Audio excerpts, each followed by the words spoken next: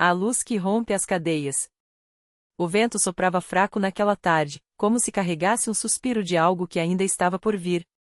Maria sentou-se à beira da janela, os dedos apertando o papel amarelado que guardava há anos uma carta cheia de palavras amargas, escrita por mãos que um dia deveriam tê-la protegido.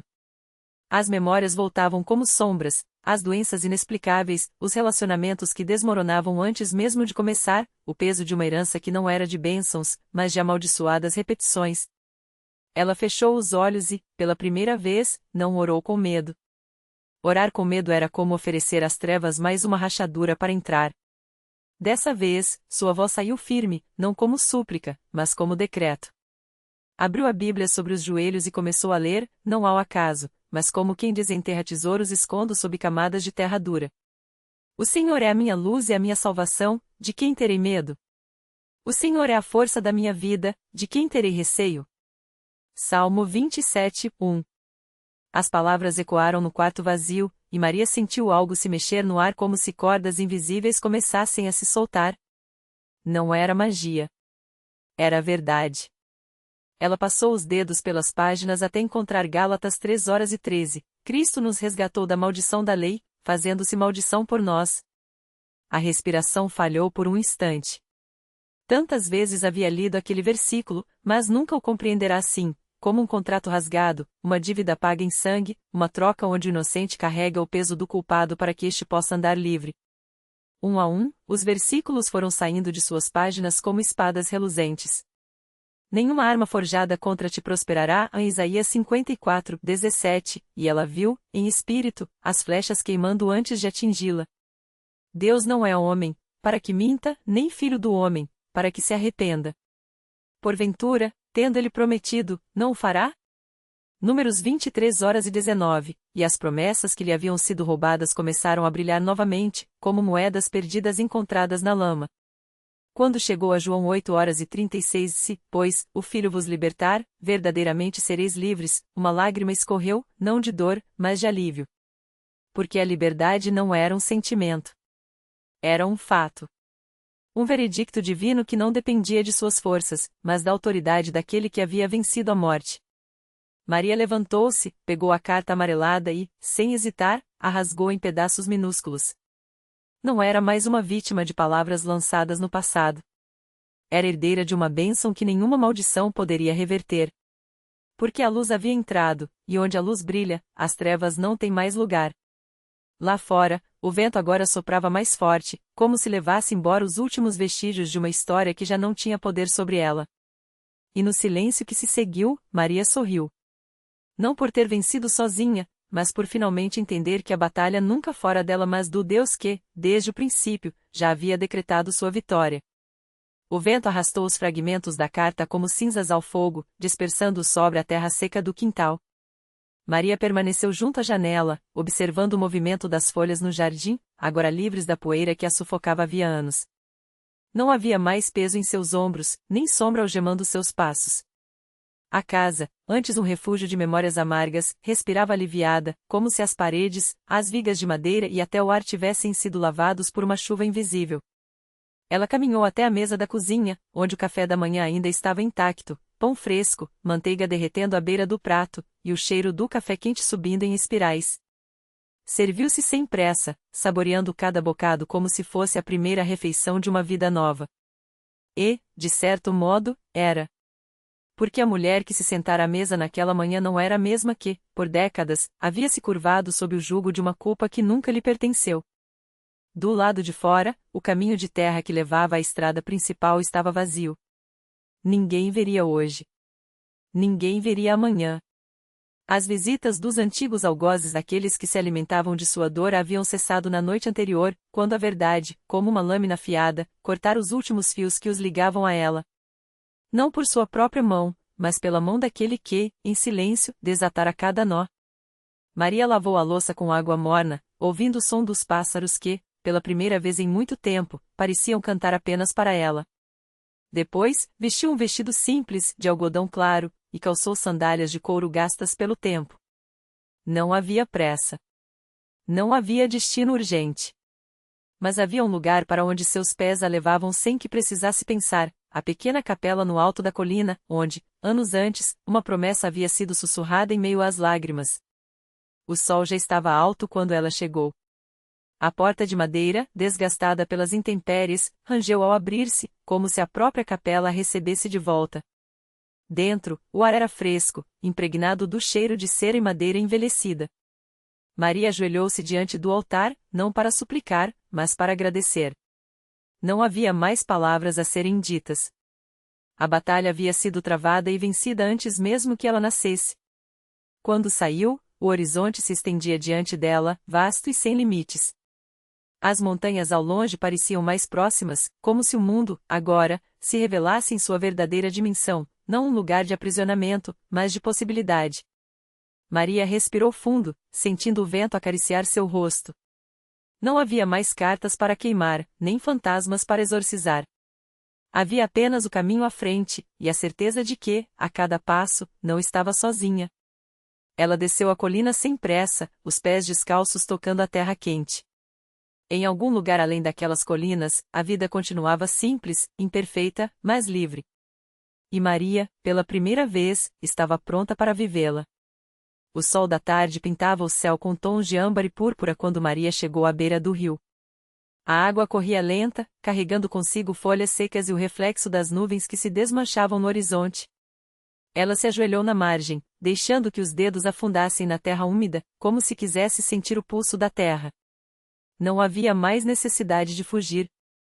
Não havia mais nada para esconder. Do outro lado da água, uma figura se movia entre os salgueiros. Um homem velho, de costas curvadas pelo tempo, recolhia lenha com gestos lentos e precisos. Maria o observou por um momento, sem pressa, sem medo. Ele levantou a cabeça, como se tivesse sentido seu olhar, e seus olhos claros como a água do rio encontraram os dela. Não houve surpresa, nem desconfiança. Apenas um aceno discreto, um convite silencioso para se aproximar. Ela atravessou a ponte de madeira, os pés descalços sentindo cada tábua gasto pelo tempo. O cheiro de fumaça e ervas secas encheu o ar quando se aproximou da pequena cabana de pedra. O velho estava acocorado junto a um fogão de ferro, soprando brasa para avivar o fogo. Uma panela de barro borbulhava sobre as chamas, exalando um aroma terroso e reconfortante. Senta, disse ele, sem olhar para trás. A sopa está quase pronta. Maria obedeceu, acomodando-se em um banco de madeira tosca. Dentro da cabana, as paredes eram cobertas por prateleiras cheias de potes de argila, feixes de ervas penduradas e pequenos objetos que brilhavam à luz trêmula das velas, pedras lisas, conchas, um espelho embaçado pelo tempo. O velho serviu a sopa em 2 tigelas de barro, espessa e fumegante, com pedaços de raiz e um toque de algo amargo que queimava levemente a garganta. Você não é daqui, comentou ele, enquanto Maria levava a primeira colherada aos lábios. Não, respondeu ela, sentindo o calor do líquido descer até o estômago. Mas também não sou de lugar nenhum. O velho assentiu, como se aquela resposta fizesse todo sentido. Tomou um gole de sua própria tigela, observando-a por sobre a borda. Todos nós somos de algum lugar, mesmo quando não sabemos qual é. Ele pousou a tigela e estendeu a mão, palmada de calos e veias grossas. Chamo-me Elias. Maria hesitou apenas um segundo antes de tocar seus dedos. Sua pele era áspera, mas o aperto era firme, sem pressa. Maria. Elias sorriu, revelando dentes amarelos pelo tempo. Maria, repetiu, como se provasse o nome. Um nome que carrega muitas histórias. Ela não respondeu. Não havia necessidade. As histórias que carregava não precisavam mais ser contadas. O velho se levantou, pegando um frasco de vidro escuro de uma prateleira. Dentro, um líquido dourado brilhava à luz das chamas. Serviu 2 doses em pequenos copos de lata amassada e ofereceu um a ela. Para o caminho, disse. Maria cheirou o líquido.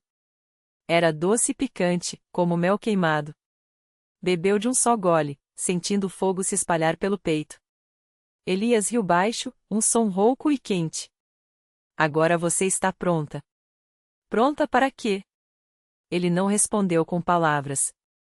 Em vez disso, apontou para a janela, onde a noite já começava a descer sobre os campos. No céu, as primeiras estrelas piscavam, tímidas, como se esperassem permissão para brilhar.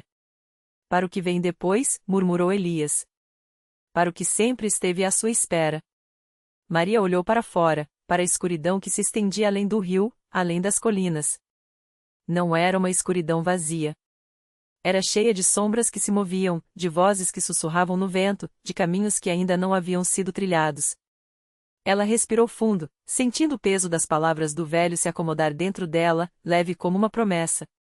Quando se virou, Elias já não estava mais na cabana. A tigela de sopa havia sido lavada e guardada, o fogo reduzido a brasas. Na mesa, ao lado do copo vazio, havia um pequeno embrulho de pano cru. Dentro, uma faca de cabo de osso, uma pedra de amolar e um mapa desenhado à mão, com linhas que serpenteavam como veias sobre a terra.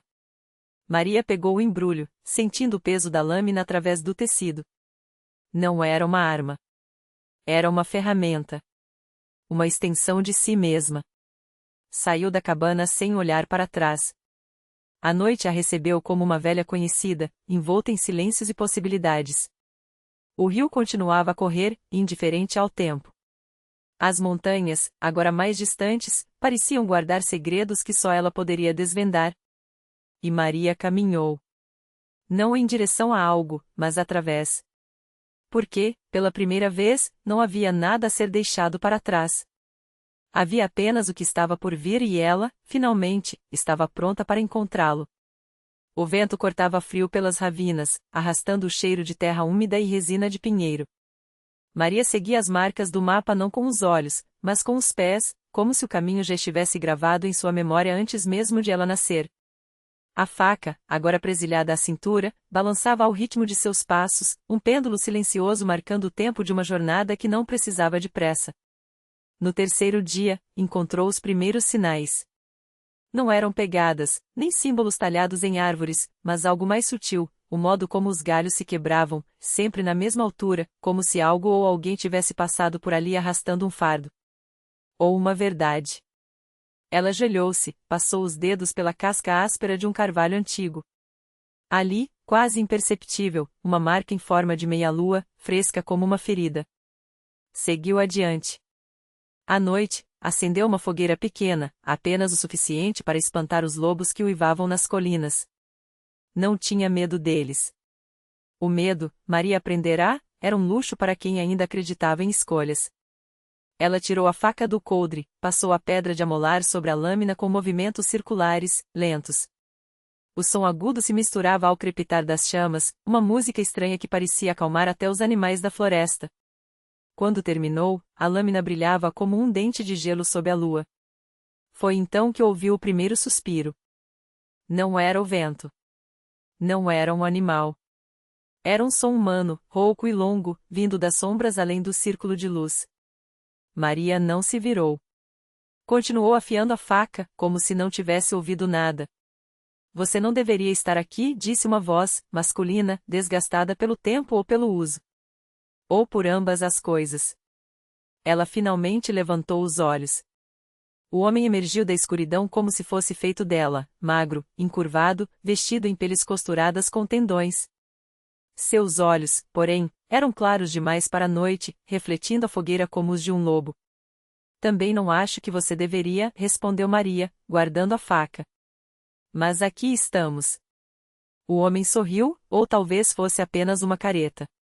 Sentou-se do outro lado do fogo, estendendo as mãos para o calor como se fosse a primeira vez em anos. Você carrega a marca, disse ele, apontando para o embrulho de pano cru que ela deixará ao lado da mochila. Maria não negou. Não confirmou. E você sabe o que ela significa. Significa que você está procurando o que não deve ser encontrado, o homem cuspiu no fogo, e as chamas chiavam. Ou que já foi encontrado por você. Ela esperou. Há uma cidade, continuou ele, depois de um silêncio que parecia medir o peso de suas palavras. Não está nos mapas. Não está em lugar nenhum, a não ser na memória daqueles que deveriam tê-la esquecido. Eles a chamam de ossuário. Maria conhecia o nome. Não do mapa, aquele era apenas um rascunho, um esboço de algo maior bate do sangue. Das histórias que sua avó murmurava enquanto costurava feridas com linha de crina de cavalo. É para lá que você vai? O homem não era uma pergunta. Era um eco. E você? Ela perguntou, embora já soubesse a resposta. Eu já estive lá, ele tocou a própria garganta, onde uma cicatriz branca e irregular cortava a pele como um riso congelado. E voltei. Isso é pior. Maria não perguntou como. Não perguntou por quê. Na manhã seguinte, quando acordou, o homem havia desaparecido. Só restava, onde ele estivera sentado, um punhado de sementes secas e uma agulha de osso com um fio de nervo de veado enroscado. Ela guardou as sementes no bolso. A agulha, e enfiou no cabelo, atrás da orelha. E continuou a caminhar. O mapa, agora, parecia queimar contra sua pele. O vento cortava as planícies como uma lâmina opaca, arrastando o cheiro de terra úmida e algo que não era podridão, mas a promessa dela. Maria seguia a trilha de pedras lascadas que só ela parecia ver, cada uma marcando um passo em direção ao que o homem chamara de lugar onde a carne aprende a cantar. O mapa, dobrado contra seu peito, pulsava leve, como se as veias do papel estivessem cheias do mesmo sangue que corria em suas veias. À noite, acampou sob um carvalho retorcido cujos galhos se entrelaçavam como dedos de ancião. As sementes no bolso esquentaram de repente, e quando as tirou, virou-as na palma. Não eram sementes comuns. Tinham sulcos profundos, como runas minúsculas, e ao fechá-las no punho, ouviu um suspiro vindo de dentro da terra. Não era o vento. No terceiro dia, encontrou o primeiro sinal concreto. Uma árvore partida ao meio, não por raio ou machado, mas como se algo tivesse mordido o tronco até separá-lo em duas metades iguais. Entre as fibras expostas, brilhavam fios prateados como teias, mas mais espessos, mais vivos. Maria passou os dedos por eles e sentiu um formigamento subir pelo braço, como se a própria árvore ainda estivesse ali, observando através da casca morta. Você está perto, sussurrou uma voz que não era voz, mas o rangido dos galhos acima dela. Não se virou. À medida que avançava, o ar ficava mais denso, como se estivesse nadando em mel escuro. As sombras não se moviam com o sol, elas respiravam. E então, entre duas colinas gêmeas cujos picos se tocavam como lábios em oração, avistou a entrada, um arco de ossos entrelaçados, tão altos que se perdiam na névoa. Não eram humanos. Ou não só humanos. Havia costelas de animais que nunca existiram, vértebras com articulações demais, crânios com órbitas vazias demais. Maria não hesitou. Dentro, o chão era macio como carne viva. Pisou e sentiu o solo ceder levemente, como se estivesse caminhando sobre um pulmão. As paredes, se que eram paredes, eram feitas de uma substância úmida e translúcida, atravessada por veias luminosas que pulsavam em um ritmo lento, hipnótico. No centro da câmara, uma figura guardava. Não era um homem. Não era uma mulher. Era algo que havia escolhido ter braços, pernas, um rosto, mas a pele brilhava como óleo sobre água, e quando sorriu, os dentes eram agulhas de osso, iguais à que Maria levava no cabelo. Você trouxe o que prometeu, disse a coisa, e sua voz era o som de linha sendo puxada através de tecido rasgado. Maria abriu a mão. As sementes haviam brotado durante a caminhada, agora, pequenas raízes brancas se contorciam como vermes entre seus dedos. Não prometi nada, ela respondeu. A criatura riu, e o som fez as veias nas paredes estremecerem. Todo sangue é uma promessa, disse. Especialmente o seu. E então Maria entendeu por que o homem havia voltado com a cicatriz na garganta. Não era para impedi-la. Era para avisá-la que, uma vez dentro, não haveria volta porque o lugar não a deixaria sair. E, pior ainda, ela não ia querer.